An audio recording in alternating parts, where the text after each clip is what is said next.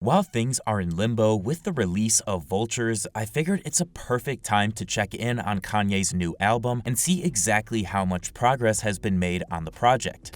As of a few days ago, the December 31st date was still being reiterated, but there's also a good chance it could be a placeholder. Still, nobody but Sean Enzo and a supposed inside source at Kanye's team have come out and explicitly said this album is dropping on or before New Year's. Also, the producer of Fuck Some posted a screenshot to his IG story of the album's finished masters folder containing 39 files with text saying this is how you finish a project.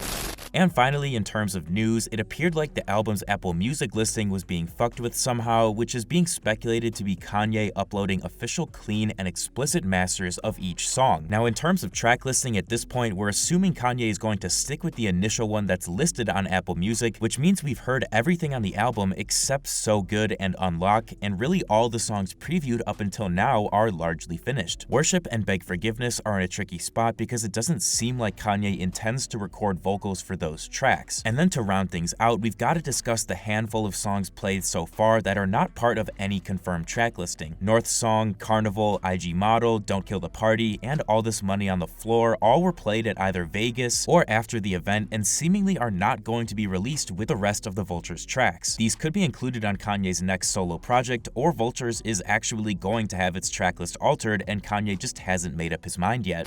Finally, there's also the possibility of another listening party prior to Kanye dropping the album. I personally am of the belief that he absolutely needs to hear the full-length project at least once in a live setting to be satisfied with it. Because of that, I would say the likelihood of another rave or LP is extremely high, and news of that could break literally any day now, knowing Kanye and his decision-making process.